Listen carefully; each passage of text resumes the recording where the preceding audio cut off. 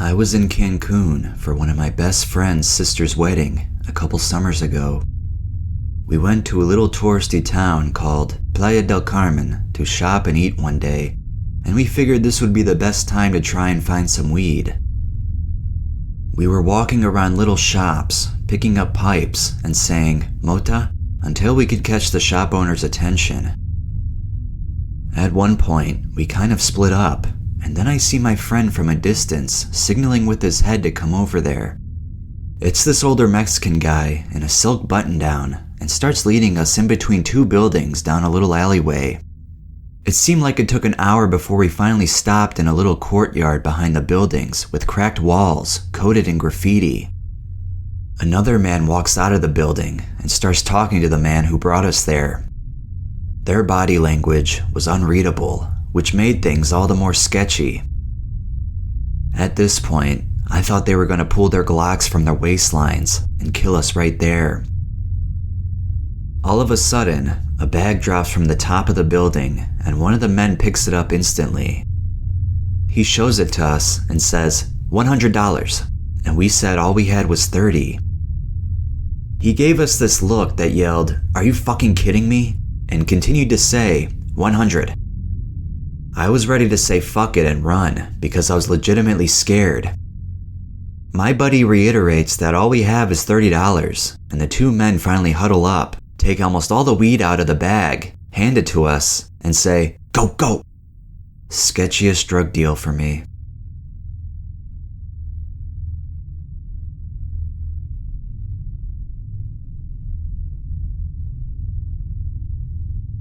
I've told this story before, but I once took a friend of mine to my new dealer's house.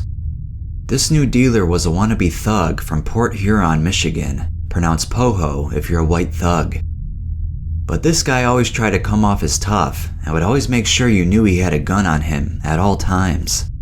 Most of the time, he would grab his drugs, and before he'd sit down to weigh them up, he'd take his gun out and place it on the table as a way to intimidate. Which means there was a couple second gap between putting the gun on the table and him sitting down. So the dealer told me to bring around some people I knew that were cool so that he'd get to know some of the locals. I took my buddy there, and this guy pulls the same old tough guy act and pulls out his handgun and sets it down. Now my buddy I brought is kind of like a puppy, super nice, but doesn't always get what's going on. So as soon as the guy sets his gun on the table and sits down, my buddy grabs it and goes, "This is a fucking sweet gun," and checks the chamber and pops the clip and is checking it out. No malice or sense of the fact that the dealer's holding a pound of pot and has a bottle of Oxy, and this stranger is now holding his loaded gun. The dealer's face turns pale and he starts pouring sweat. Then my buddy sets it down and starts going around, looking at other shit around the room. Those two went on to be good friends and commit tons of stupid crimes together, like getting arrested for stealing firewood and getting caught smoking weed on the roof of a house they were putting shingles on.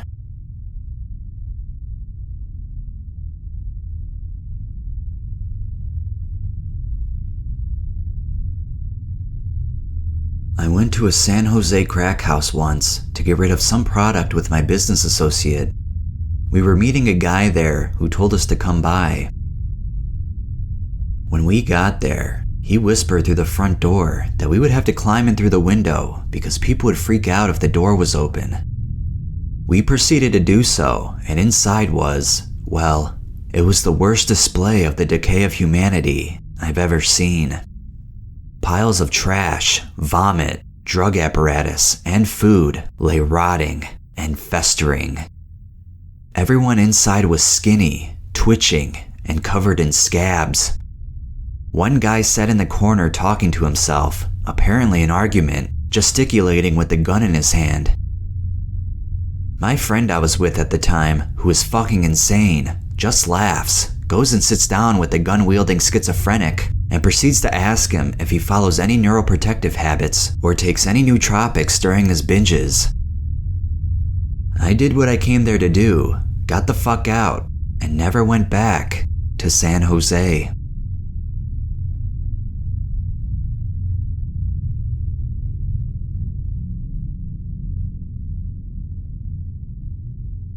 An older adult family member from out of town comes to visit. Her immediate family sent her down to try to get clean off of heroin. After a couple of days, she asks if I could take her for a ride. Once we're alone, she insists that I bring her to get heroin.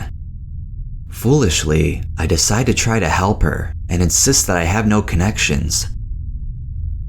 I call a friend who I know can't get any H, and of course, he tells me no.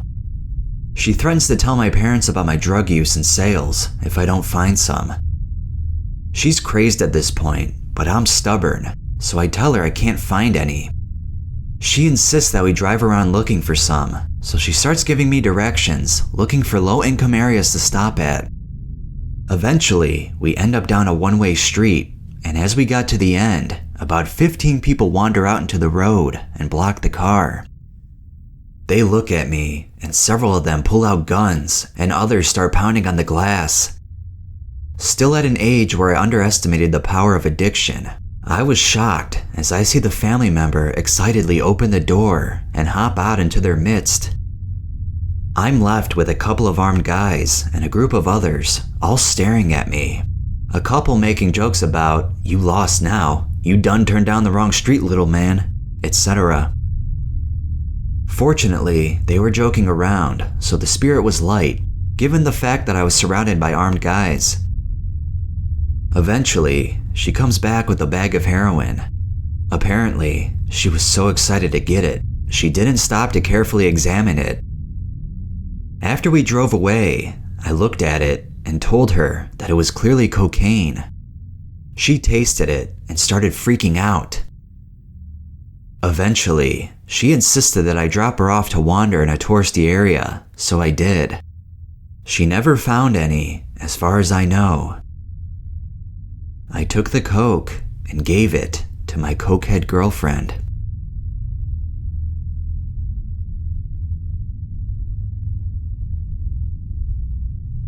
Before I start this next story, it's a little sensitive towards sexual stuff, so if you don't want to hear any of that kind of stuff, then you can skip this one.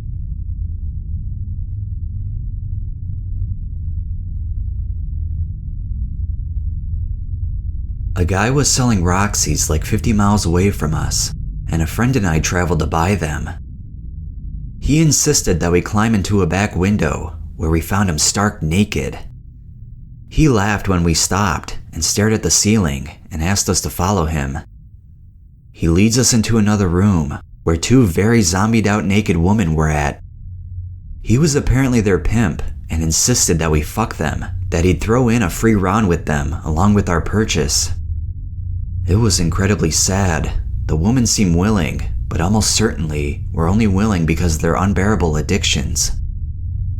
I told the guy that there was no way I was having sex with those women, and so did my friend. He had them model for us and pawed at them. He got nervous and accused us of being cops, but eventually calmed down. This was one of the many moments that eventually led me to stop doing drugs.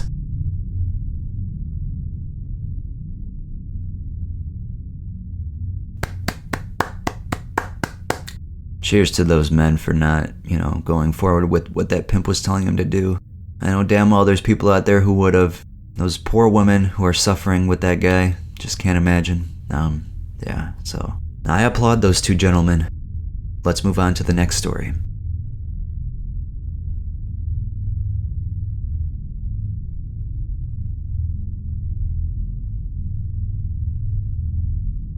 When I was 16, I was looking for a place to smoke a 1/4 ounce of hash with my cousin, so we headed down the docks.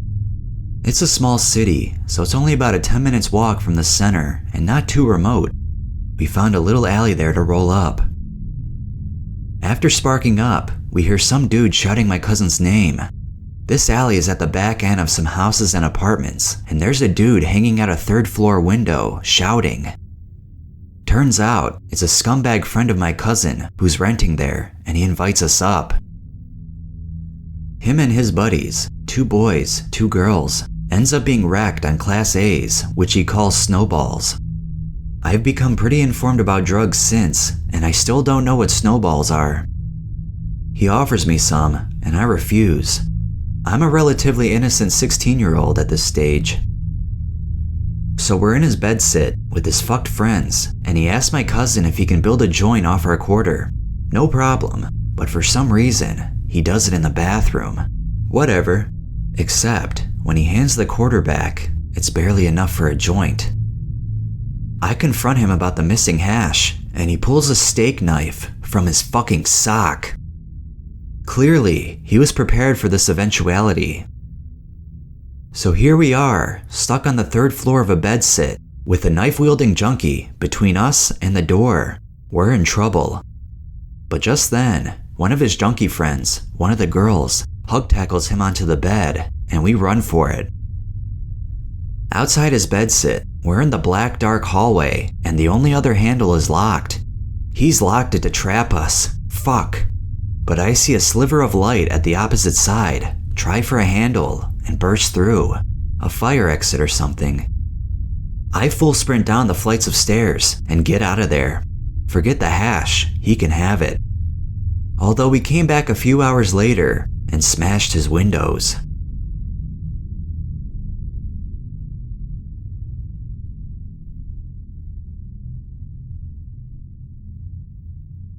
If you're liking this video so far, please consider giving it a like, and also subscribe if you haven't already. Comment down below your sketchiest drug deal. I can't wait to hear what you guys have to say. Alright, let's move on to the rest of the stories.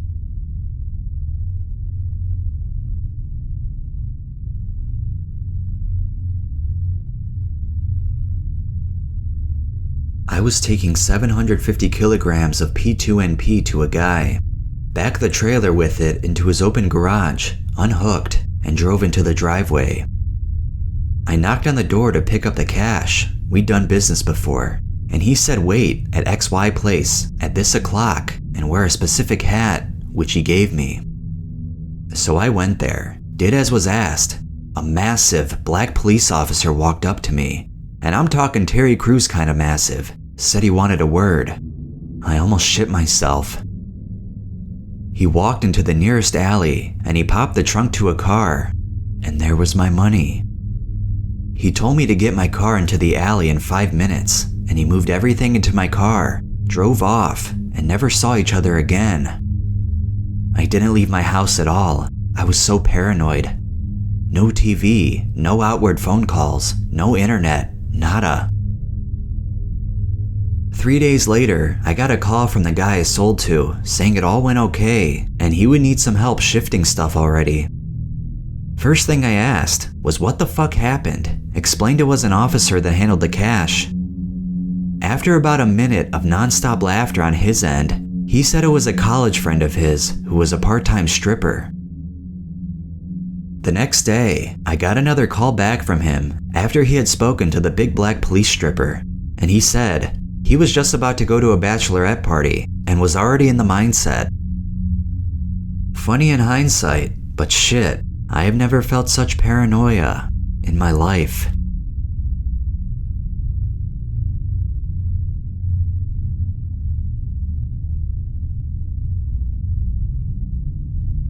In my hometown, the most notorious cocaine dealer is a mid-30s Spanish housewife named Maria. You can get great shit from Maria. I'm talking rocks of fish scale coke straight from the cartels. So how does a respectable expatriate housewife like herself get into coke dealing? Moreover, how does she get away with it? Well, I learned firsthand when I was 17. One night, my ex, who introduced me to cocaine, decided to order us an 8-ball at 1 in the morning. She kept saying, "This shit's gonna be amazing, baby. It's from Maria." When we went to pick it up, we were the only people on the street, apart from a well-dressed woman in a Burberry trench coat pushing a bugaboo stroller with a cute cooing baby in it. They had just exited a nice but nondescript black Benz, whose chauffeur had just dropped them off and was now waiting for them on the side of the road. Now, this was an upscale residential neighborhood where rich housewives taking their babies for a stroll is a normal sight, but not at 2 in the morning. Pretty unusual, but nothing alarming, or so I thought at the time.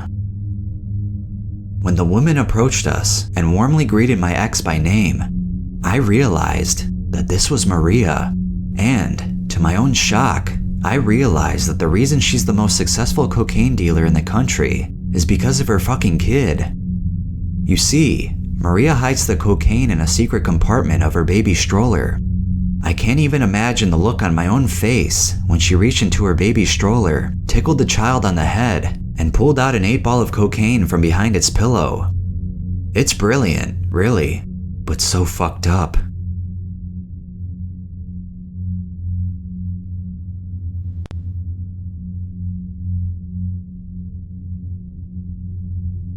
One of my best friends has a hookup for the cheapest mids you can find, $30 a quarter.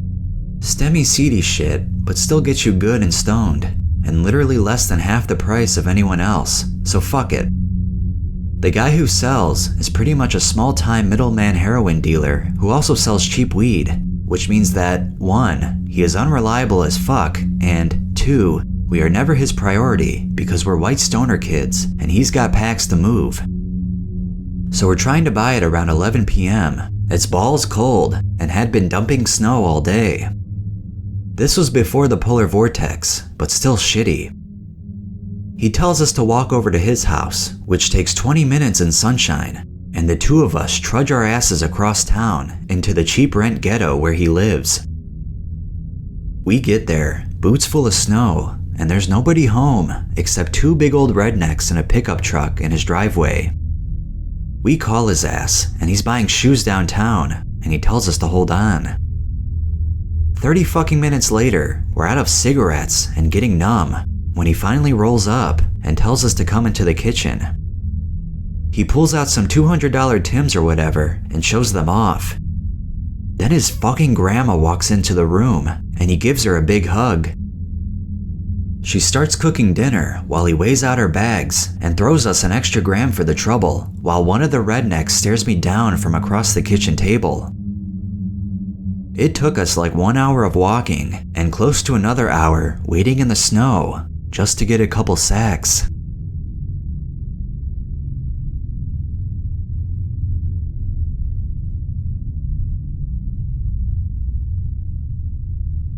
There was a junkie I knew who would suck my dick or fuck me if I gave her rides to other towns and whatnot.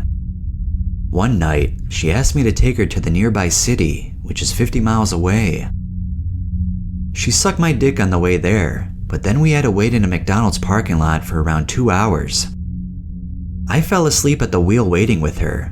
She said she just wanted to get weed from a friend. Her friend shows up, and it's like a 40-year-old black woman who looked like she was homeless.